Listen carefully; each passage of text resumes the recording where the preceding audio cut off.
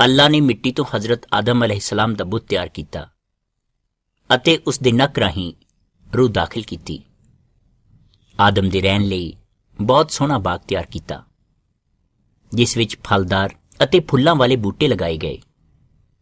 ਅੱਲਾ ਨੇ ਬਾਗ ਵਿੱਚ ਦੋ ਖਾਸ ਬੂਟੇ ਲਗਾਏ, ਇੱਕ ਫਲਦਾਰ ਬੂਟਾ ਜੋ ਆਦਮੀ ਨੂੰ ਹਮੇਸ਼ਾ ਜ਼ਿੰਦਾ ਰੱਖਦਾ ਸੀ ਅਤੇ ਦੂਜਾ ਫਲਦਾਰ ਬੂਟਾ ਜੋ ਆਦਮੀ ਨੂੰ ਬੁਰੇ ਭਲੇ ਦੀ ਸਿੱਖਿਆ ਦਿੰਦਾ ਸੀ।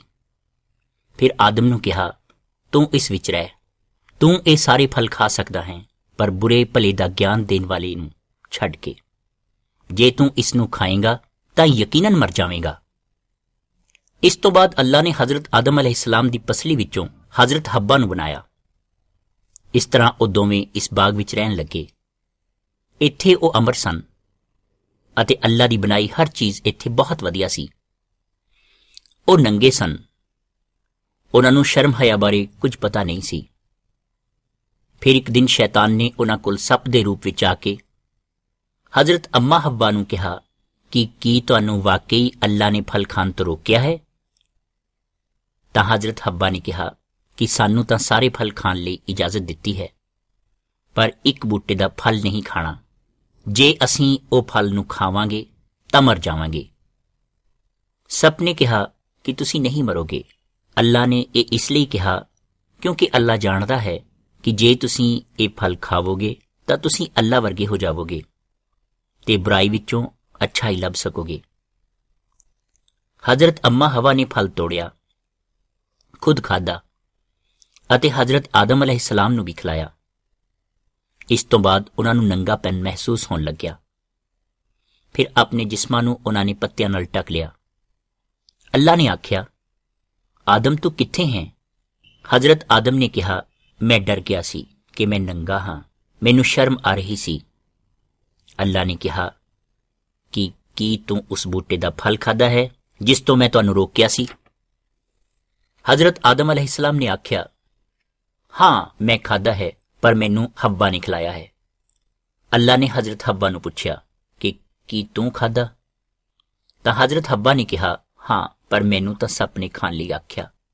ਅੱਲਾਹ ਤਾਲਾ ਸਮਝ ਗਏ ਕਿ ਉਹ ਸੱਪ ਸ਼ੈਤਾਨ ਸੀ। ਫਿਰ ਅੱਲਾ ਨੇ ਤਿੰਨਾਂ ਉੱਪਰ ਲਾਨਤ ਭੇਜੀ। ਅੱਲਾ ਨੇ ਆਖਿਆ ਕਿ ਮੈਂ ਤੈਨੂੰ ਮਿੱਟੀ ਤੋਂ ਤਿਆਰ ਕੀਤਾ ਹੈ ਅਤੇ ਮਿੱਟੀ ਵਿੱਚ ਹੀ ਮਿਲਾਉਣਾ ਹੈ। ਫਿਰ ਅੱਲਾ ਨੇ ਇੱਕ ਜਾਨਵਰ ਨੂੰ ਮਾਰ ਕੇ ਉਸ ਦੀ ਖਲ ਦੇ ਉਹਨਾਂ ਨੂੰ ਕੱਪੜੇ ਪਹਿਨਾਏ ਤੇ ਨੰਗਾਪਨ ਢਕਿਆ। ਫਿਰ ਉਹਨਾਂ ਨੂੰ ਬਾਗ ਵਿੱਚੋਂ ਬਾਹਰ ਕਰ ਦਿੱਤਾ ਤਾਂ ਜੋ ਉਹ ਜ਼ਿੰਦਗੀ ਦੇ ਬੂਟੇ ਦਾ ਫਲ ਨਾ ਖਾ ਸਕਣ, ਜਿਸ ਨੂੰ ਖਾ ਕੇ ਆਦਮੀ ਹਮੇਸ਼ਾ ਜ਼ਿੰਦਾ ਰਹਿੰਦਾ ਹੈ। ਅੱਲਾ ਨੇ ਹਜ਼ਰਤ ਆਦਮ ਅਲੈਹਿਸਲਾਮ ਤੇ ਹਜ਼ਰਤ ਅੱਵਾ ਨੂੰ ਦੁਨੀਆ ਅੰਦਰ ਭੇਜਿਆ ਅਤੇ ਉਹਨਾਂ ਤੋਂ ਔਲਾਦ ਪੈਦਾ ਹੋਈ। ਫਿਰ ਇਸ ਤੋਂ ਬਾਅਦ ਉਹਨਾਂ ਦੀ ਔਲਾਦ ਪੈਦਾ ਹੋਈ। ਇਸ ਤਰ੍ਹਾਂ ਹੀ ਪੂਰੀ ਧਰਤੀ ਉੱਪਰ ਹਜ਼ਰਤ ਆਦਮ ਅਲੈਹਿਸਲਾਮ ਦੀ ਔਲਾਦ ਫੈਲ ਗਈ। ਇਸ ਤੋਂ ਕੁਝ ਸਾਲ ਬਾਅਦ ਹਜ਼ਰਤ ਆਦਮ ਦਾ ਇੰਤਕਾਲ ਹੋ ਗਿਆ। ਫਿਰ ਉਹ ਲੋਕ ਬਹੁਤ ਜ਼ਿਆਦਾ ਬੁਰਾਈਆਂ ਵਿੱਚ ਲੱਗ ਗਏ। ਉਹ ਤਰ੍ਹਾਂ ਤਰ੍ਹਾਂ ਦੀਆਂ ਗਲਤੀਆਂ ਕਰਨ ਲੱਗ ਪਏ। ਅੱਲਾ ਉਹਨਾਂ ਤੋਂ ਨਾਰਾਜ਼ ਸੀ। ਫਿਰ ਅੱਲਾ ਨੇ ਉਹਨਾਂ ਤੋਂ ਨਾਖੁਸ਼ ਹੋ ਕੇ ਉਹਨਾਂ ਨੂੰ ਖਤਮ ਕਰਨ ਦਾ ਫੈਸਲਾ ਕੀਤਾ। ਫਿਰ ਅੱਲਾ ਨੇ ਇੱਕ ਆਪਣਾ ਬਹੁਤ ਹੀ ਨੇਕ ਬੰਦਾ ਲੋਕਾਂ ਵਿੱਚ ਪੈਦਾ ਕੀਤਾ, ਜਿਸ ਦਾ ਨਾਮ ਨੂਹ ਸੀ। ਹਜ਼ਰਤ ਨੂਹ ਅਲੈਹਿਸਲਾਮ ਬਹੁਤ ਹੀ ਜ਼ਿਆਦਾ ਚੰਗੇ ਇਨਸਾਨ ਸਨ ਅਤੇ ਉਹ ਹਰ ਵਕਤ ਅੱਲਾ ਦੀ ਇਬਾਦਤ ਕਰਨ ਵਾਲੇ ਸਨ। ਤੇ ਅੱਲਾ ਨੇ ਹਜ਼ਰਤ ਨੂਹ ਅਲੈਹਿਸਲਾਮ ਨੂੰ ਕਿਹਾ ਕਿ ਤੂੰ ਇੱਕ ਕਿਸ਼ਤੀ ਬਣਾ, ਕਿਉਂਕਿ ਮੈਂ ਇਸ ਦੁਨੀਆ ਨੂੰ ਖਤਮ ਕਰਨਾ ਚਾਹੁੰਦਾ ਹਾਂ। ਤੂੰ ਉਸ ਕਿਸ਼ਤੀ ਵਿੱਚ ਆਪਣੇ ਪਰਿਵਾਰ ਦੇ ਮੈਂਬਰ ਅਤੇ ਖੁਦ ਆਪ ਅਤੇ ਪੰਛੀਆਂ ਦਾ ਅਤੇ ਜਾਨਵਰਾਂ ਦਾ ਇੱਕ ਇੱਕ ਜੋੜਾ ਬਿਠਾ ਅਤੇ ਮੈਂ ਤੈਨੂੰ ਬਚਾ ਲਵਾਂਗਾ। ਫਿਰ ਹਜ਼ਰਤ ਨੂਹ ਅਲੈਹਿਸਲਾਮ ਨੇ ਅੱਲਾ ਦੇ ਹੁਕਮ ਮੁਤਾਬਿਕ ਹੀ ਕੀਤਾ ਅਤੇ ਇੱਕ ਕਿਸ਼ਤੀ ਬਣਾਈ ਤੇ ਉਸ ਵਿੱਚ ਇੱਕ ਇੱਕ ਜੋੜੇ ਨੂੰ ਬਿਠਾਇਆ। ਇਸ ਤੋਂ ਕੁਝ ਦਿਨ ਬਾਅਦ ਧਰਤੀ ਦੇ ਉੱਪਰ ਇੱਕ ਬਹੁਤ ਵੱਡਾ ਤੂਫਾਨ ਆਇਆ। ਇਸ ਤਰ੍ਹਾਂ ਲੱਗਿਆ ਕਿ ਜਿਵੇਂ ਅਸਮਾਨਾਂ ਵਿੱਚੋਂ ਪਾਣੀ ਦੀ ਖਿੜਕੀ ਖੁੱਲ੍ਹ ਗਈ ਹੋਵੇ ਅਤੇ ਸਾਰੀ ਧਰਤੀ ਉੱਪਰ ਪਾਣੀ ਹੀ ਪਾਣੀ ਹੋ ਗਿਆ ਹੋਵੇ। ਇਹ ਧਰਤੀ ਦੇ ਲੋਕਾਂ ਉੱਪਰ ਇੱਕ ਵੱਡਾ ਅਜ਼ਾਬ ਸੀ ਅੱਲਾ ਵੱਲੋਂ, ਜਿਸ ਨਾਲ ਸਾਰੀ ਧਰਤੀ ਦੇ ਲੋਕ ਖਤਮ ਹੋ ਚੁੱਕੇ ਸਨ ਅਤੇ ਹਜ਼ਰਤ ਨੂਹ ਅਲੈਹਿਸਲਾਮ ਦੀ ਕਸ਼ਤੀ ਇਸ ਪਾਣੀ ਦੇ ਉੱਤੇ ਚੱਲ ਰਹੀ ਸੀ। ਇਸ ਤੋਂ ਬਾਅਦ ਹਵਾ ਨੇ ਜਾ ਕੇ ਸਾਰੀ ਧਰਤੀ ਤੋਂ ਪਾਣੀ ਨੂੰ ਹੌਲੀ ਹੌਲੀ ਸੁਕਾ ਦਿੱਤਾ ਅਤੇ ਹਜ਼ਰਤ ਨੂਹ ਅਲੈਹਿਸਲਾਮ ਦੀ ਕਸ਼ਤੀ ਇੱਕ ਵੱਡੇ ਪਹਾੜ ਦੇ ਉੱਪਰ ਟਿਕ ਗਈ। ਜਦੋਂ ਹਜ਼ਰਤ ਨੂਹ ਅਲੈਹਿਸਲਾਮ ਨੇ ਧਰਤੀ ਵੱਲ ਵੇਖਿਆ ਤਾਂ ਉਹਨਾਂ ਨੇ ਵੇਖਿਆ ਕਿ ਸਾਰੀ ਧਰਤੀ ਸੁੱਕ ਚੁੱਕੀ ਸੀ ਅਤੇ ਅੱਲਾ ਨੇ ਹੁਕਮ ਦਿੱਤਾ ਕਿ ਤੂੰ ਕਸ਼ਤੀ ਵਿੱਚੋਂ ਸਾਰੇ ਲੋਕਾਂ ਨੂੰ ਅਤੇ ਜਾਨਵਰਾਂ ਨੂੰ ਬਾਹਰ ਕੱਢ ਅਤੇ ਹਜ਼ਰਤ ਨੂਹ ਅਲੈਹਿਸਲਾਮ ਨੇ ਇਸ ਤਰ੍ਹਾਂ ਹੀ ਕੀਤਾ। ਸਾਰੇ ਲੋਕਾਂ ਅਤੇ ਜਾਨਵਰਾਂ ਨੂੰ ਕਿਸ਼ਤੀ ਵਿੱਚੋਂ ਬਾਹਰ ਕੱਢ ਦਿੱਤਾ। ਜਦੋਂ ਉਹ ਸਾਰੇ ਕਸ਼ਤੀ ਵਿੱਚੋਂ ਹੇਠਾਂ ਉਤਰੇ ਤਾਂ ਉਹ ਸਾਰੇ ਆਬਾਦੀ ਵਧਾਉਣ ਲਈ ਫੈਲ ਗਏ। ਫਿਰ ਹਜ਼ਰਤ ਨੂਹ ਨੇ ਇੱਕ ਕੁਰਬਾਨੀ ਦੇਣ ਵਾਲਾ ਪੱਥਰ ਬਣਾਇਆ। ਫਿਰ ਕੁਝ ਸਾਫ਼ ਸੁਥਰੇ ਜਾਨਵਰਾਂ ਵਿੱਚੋਂ ਕੁਝ ਦੀ ਕੁਰਬਾਨੀ ਦਿੱਤੀ ਅਤੇ ਇਸ ਤੋਂ ਅੱਲਾ ਬਹੁਤ ਖੁਸ਼ ਹੋਇਆ ਅਤੇ ਹਜ਼ਰਤ ਨੂਹ ਅਲੈਹਿਸਲਾਮ ਨੂੰ ਕਿਹਾ ਕਿ ਮੈਂ ਤੇਰੀ ਔਲਾਦ ਪੂਰੀ ਧਰਤੀ ਦੇ ਉੱਪਰ ਫੈਲਾ ਦੇਵਾਂਗਾ। ਇਸ ਤੋਂ ਬਾਅਦ ਪਾਣੀ ਤੋਂ ਜਾਂ ਬਾਰਿਸ਼ ਤੋਂ ਸਾਰੀ ਧਰਤੀ ਦੇ ਲੋਕਾਂ ਨੂੰ ਖਤਮ ਕਰਨ ਵਾਲਾ ਅਜ਼ਾਬ ਨਹੀਂ ਆਵੇਗਾ। ਇਸ ਦੀ ਇੱਕ ਨਿਸ਼ਾਨੀ ਦਿੰਦਾ ਹਾਂ ਕਿ ਜਦੋਂ ਵੀ ਤੁਸੀਂ ਅਸਮਾਨ ਵਿੱਚ ਵੇਖੋਗੇ ਤਾਂ ਤੁਹਾਨੂੰ ਇੱਕ ਸਤਰੰਗੀ ਪਿੰਗ ਦਿਖਾਈ ਦੇਵੇਗੀ। ਇਸ ਤੋਂ ਮੈਂ ਵਾਅਦਾ ਕਰਦਾ ਹਾਂ ਕਿ ਪਾਣੀ ਤੋਂ ਜਾਂ ਬਾਰਿਸ਼ ਤੋਂ ਸਾਰੀ ਧਰਤੀ ਦੇ ਲੋਕਾਂ ਨੂੰ ਖਤਮ ਕਰਨ ਵਾਲਾ ਅਜ਼ਾਬ ਨਹੀਂ ਆਵੇਗਾ। ਹਜ਼ਰਤ ਨੂਹ ਅਲੈਹਿਸਲਾਮ ਦੀ ਔਲਾਦ ਵਿੱਚੋਂ ਹਜ਼ਰਤ ਨੂਹ ਅਲੈਹਿਸਲਾਮ ਦੀ ਔਲਾਦ ਅਤੇ ਉਹਨਾਂ ਦੀ ਫਿਰ ਬਾਅਦ ਵਿੱਚ ਬਹੁਤ ਸਾਰੀ ਔਲਾਦ ਹੋਈ ਤੇ ਉਹ ਸਾਰੀ ਧਰਤੀ ਦੇ ਉੱਪਰ ਫੈਲ ਗਈ। ਉਹਨਾਂ ਵਿੱਚੋਂ ਹਜ਼ਰਤ ਇਬਰਾਹੀਮ ਅਲੈਹਿਸਲਾਮ ਅਤੇ ਉਸ ਦੀ ਪਤਨੀ ਵੀ ਹੋਏ। ਹਜ਼ਰਤ ਇਬਰਾਹੀਮ ਅਲੈਹਿਸਲਾਮ ਬਹੁਤ ਬੁੱਢੇ ਹੋ ਚੁੱਕੇ ਸਨ ਅਤੇ ਉਹਨਾਂ ਦੇ ਕੋਈ ਔਲਾਦ ਨਹੀਂ ਸੀ। ਅੱਲਾ ਨੇ ਕਿਹਾ, ਮੈਂ ਤੈਨੂੰ ਸਾਰੀ ਧਰਤੀ ਉੱਪਰ ਮਸ਼ਹੂਰ ਕਰ ਦੇਵਾਂਗਾ ਅਤੇ ਜੋ ਤੈਨੂੰ ਅਸ਼ੀਰਵਾਦ ਦੇਵੇਗਾ ਮੈਂ ਉਹਨਾਂ ਨੂੰ ਅਸ਼ੀਰਵਾਦ ਦੇਵਾਂਗਾ। ਜੋ ਤੈਨੂੰ ਦੁਖੀ ਕਰੇਗਾ ਮੈਂ ਉਹਨਾਂ ਨੂੰ ਦੁਖੀ ਕਰਾਂਗਾ ਅਤੇ ਤੈਨੂੰ ਬਹੁਤ ਸਾਰੀ ਔਲਾਦ ਦੇਵਾਂਗਾ। ਸਿਰਫ ਤੇਰੇ ਕਰਕੇ ਮੈਂ ਦੁਨੀਆ ਦੇ ਸਾਰੇ ਕਬੀਲਿਆਂ ਤੇ ਰਹਿਮ ਕਰਾਂਗਾ। ਇਸ ਤੋਂ ਬਾਅਦ ਹਜ਼ਰਤ ਇਬਰਾਹੀਮ ਅਲੈਹਿਸਲਾਮ ਨੇ ਅੱਲਾ ਦੀਆਂ ਗੱਲਾਂ ਤੇ ਯਕੀਨ ਕੀਤਾ।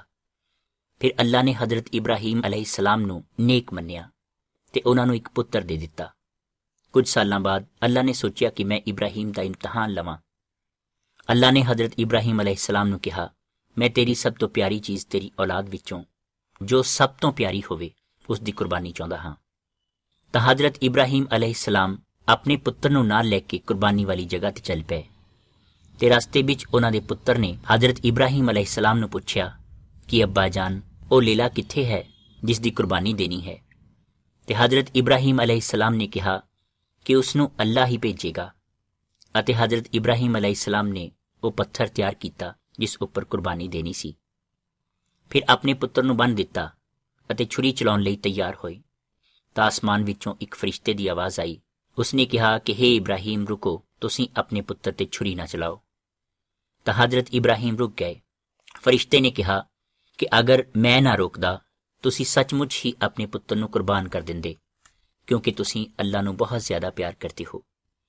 ਇਸ ਤੋਂ ਬਾਅਦ ਹਜ਼ਰਤ ਇਬਰਾਹੀਮ ਅਲੈਹਿਸਲਾਮ ਨੇ ਇੱਧਰ ਉੱਧਰ ਨਜ਼ਰ ਘੁਮਾਈ ਤਾਂ ਉਹਨਾਂ ਨੇ ਇੱਕ ਝਾੜੀ ਵਿੱਚ ਇੱਕ ਲੇਲਾ ਫਸਿਆ ਹੋਇਆ ਵੇਖਿਆ ਅਤੇ ਉਹ ਲੇਲੇ ਨੂੰ ਲਿਆ ਕੇ ਅੱਲਾ ਦੇ ਰਸਤੇ ਵਿੱਚ ਕੁਰਬਾਨ ਕਰ ਦਿੱਤਾ।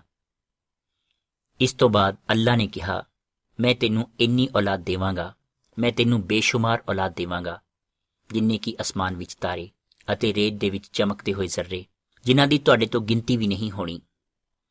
ਤੇ ਤੇਰੀ ਔਲਾਦ ਵਿੱਚੋਂ ਇੱਕ ਇਨਸਾਨ ਕਰਕੇ ਪੂਰੀ ਦੁਨੀਆ ਦੇ ਕਬੀਲਿਆਂ ਨੂੰ ਅਸ਼ੀਰਵਾਦ ਦੇਵਾਂਗਾ। ਹਜ਼ਰਤ ਇਬਰਾਹੀਮ ਦੀ ਬਹੁਤ ਸਾਰੀ ਔਲਾਦ ਹੋਈ। ਫਿਰ ਉਹਨਾਂ ਦੀ ਔਲਾਦ ਇਸ ਤਰ੍ਹਾਂ ਵੱਧਦੀ ਧਰਤੀ ਉੱਪਰ ਹਜ਼ਰਤ ਇਬਰਾਹੀਮ ਅਲੈਹਿਸਲਾਮ ਦੇ ਮੰਨਣ ਵਾਲੇ ਹੋ ਗਏ। ਮਿਸਰ ਦੇ ਅੰਦਰ ਇੱਕ ਬਾਦਸ਼ਾਹ ਫਿਰੌਨ ਰਹਿੰਦਾ ਸੀ ਤੇ ਉਹ ਹਜ਼ਰਤ ਇਬਰਾਹੀਮ ਦੇ ਮੰਨਣ ਵਾਲਿਆਂ ਨੂੰ ਆਪਣਾ ਗੁਲਾਮ ਬਣਾ ਲੈਂਦਾ ਸੀ ਅਤੇ ਉਹਨਾਂ ਉੱਪਰ ਬਹੁਤ ਜ਼ਿਆਦਾ ਤਰ੍ਹਾਂ ਦੇ ਜ਼ੁਲਮ ਕਰਦਾ ਸੀ। ਉਹਨਾਂ ਗੁਲਾਮਾਂ ਨੇ ਸੋਚਿਆ ਕਿ ਅੱਲਾ ਸਾਡੀ ਮਦਦ ਲਈ ਜ਼ਰੂਰ ਕਿਸੇ ਨਾ ਕਿਸੇ ਨੂੰ ਭੇਜੇਗਾ ਜੋ ਸਾਨੂੰ ਇਸ ਕੈਦ ਵਿੱਚੋਂ ਆਜ਼ਾਦ ਕਰਾ ਲਵੇਗਾ। ਤਾਂ ਅੱਲਾ ਨੇ ਹਜ਼ਰਤ ਮੂਸਾ ਅਲੈਹਿਸਲਾਮ ਨੂੰ ਇਹ ਸੰਦੇਸ਼ ਦੇ ਕੇ ਭੇਜਿਆ ਫਿਰੌਨ ਲਈ ਕਿ ਤੂੰ ਇਹਨਾਂ ਗੁਲਾਮਾਂ ਨੂੰ ਜੋ ਅੱਲਾ ਦੇ ਮੰਨਣ ਵਾਲੇ ਹਨ ਉਹਨਾਂ ਨੂੰ ਆਜ਼ਾਦ ਕਰਕੇ ਯਾਨੀ ਛੱਡ ਦਵੇਂ। ਤਾਂ ਫਿਰੌਨ ਨੇ ਕਿਹਾ ਕਿ ਅੱਲਾ ਕੌਣ ਹੈ? ਤੁਸੀਂ ਬਾਰ-ਬਾਰ ਮੈਨੂੰ ਉਸ ਦਾ ਨਾਂ ਕਿਉਂ ਸੁਣਾ ਰਹੇ ਹੋ? ਕਿਉਂਕਿ ਮੈਨੂੰ ਬਾਰ-ਬਾਰ ਉਸ ਦਾ ਨਾਂ ਸੁਣਾਈ ਦਿੰਦਾ ਹੈ ਤੇ ਮੈਨੂੰ ਉਸ ਦੀ ਪਰਵਾਹ ਨਹੀਂ ਹੈ। ਅਤੇ ਦੂਸਰਾ ਸੰਦੇਸ਼ ਸੁਣਾਇਆ ਕਿ ਜੇਕਰ ਤੁਸੀਂ ਇਹਨਾਂ ਨੂੰ ਗੁਲਾਮੀ ਤੋਂ ਆਜ਼ਾਦ ਨਹੀਂ ਕਰੋਗੇ ਤਾਂ ਅੱਲਾ ਇਸ ਧਰਤੀ ਉੱਪਰ ਯਾਨੀ ਮਿਸਰ ਦੀ ਧਰਤੀ ਉੱਪਰ ਦੁਖਦਾਇਕ ਭਾਵ ਦੁੱਖ ਦੇਣ ਵਾਲਾ ਅਜ਼ਾਬ ਫੈਲਾ ਦੇਵੇਗਾ। ਫਿਰੌਨ ਨੇ ਹਜ਼ਰਤ ਮੂਸਾ ਦੀਆਂ ਇਹਨਾਂ ਗੱਲਾਂ ਦੀ ਕੋਈ ਪਰਵਾਹ ਨਾ ਕੀਤੀ ਤੇ ਅੱਲਾ ਨੇ ਅਜ਼ਾਬ ਫੈਲਾਉਣਾ ਸ਼ੁਰੂ ਕਰ ਦਿੱਤਾ। ਸਭ ਤੋਂ ਪਹਿਲਾ ਅਜ਼ਾਬ ਇਹ ਆਇਆ ਕਿ ਸਾਰੇ ਦਰਿਆ ਖੂਨ ਨਾਲ ਲਾਲ ਹੋ ਗਏ ਅਤੇ ਪੂਰੀ ਧਰਤੀ ਉੱਪਰ ਡੱਡੂ ਹੀ ਡੱਡੂ ਹੋ ਗਏ ਤੇ ਅਸਮਾਨ ਵਿੱਚ ਕੀੜੇ ਪਤੰਗੇ ਉੱਡਣ ਲੱਗ ਪਏ ਅਤੇ ਬਰਫ਼ ਦੇ ਗੋਲੇ ਬਰਸਣ ਲੱਗ ਪਏ ਅਤੇ ਸਾਰੀ ਧਰਤੀ ਕਾਲੀ ਹੋ ਗਈ, ਹਨੇਰਾ ਛਾ ਗਿਆ। ਇਸ ਗੱਲ ਦਾ ਵੀ ਫਿਰੌਨ ਤੇ ਕੋਈ ਅਸਰ ਨਹੀਂ ਹੋਇਆ। ਤਾਂ ਅੱਲਾ ਨੇ ਅਗਲਾ ਸੰਦੇਸ਼ ਹਜ਼ਰਤ ਮੂਸਾ ਰਾਹੀਂ ਭੇਜਿਆ ਕਿ ਫਿਰੌਨ ਨੂੰ ਦੱਸ ਕਿ ਹਜ਼ਰਤ ਇਬਰਾਹੀਮ ਦੇ ਮੰਨਣ ਵਾਲਿਆਂ ਨੂੰ ਆਜ਼ਾਦ ਕਰ ਦੇਵੇ, ਨਹੀਂ ਤਾਂ ਅੱਲਾ ਬਹੁਤ ਸਖਤ ਸਜ਼ਾ ਦੇਵੇਗਾ। ਜਦੋਂ ਅੱਲਾ ਨੇ ਹਜ਼ਰਤ ਇਬਰਾਹੀਮ ਦੇ ਮੰਨਣ ਵਾਲਿਆਂ ਨੂੰ ਕਿਹਾ ਕਿ ਅੱਲਾ ਹਰ ਘਰ ਦੇ ਪਹਿਲੇ ਬੱਚੇ ਨੂੰ ਅਤੇ ਜਾਨਵਰਾਂ ਦੇ ਪਹਿਲੇ ਬੱਚੇ ਨੂੰ ਖਤਮ ਕਰ ਦੇਵੇਗਾ, ਹਜ਼ਰਤ ਮੂਸਾ ਨੇ ਜਦੋਂ ਇਹ ਗੱਲ ਆ ਕੇ ਫਿਰੌਨ ਨੂੰ ਦੱਸੀ ਤਾਂ ਉਸ ਉੱਪਰ ਇਸ ਗੱਲ ਦਾ ਕੋਈ ਅਸਰ ਨਾ ਹੋਇਆ।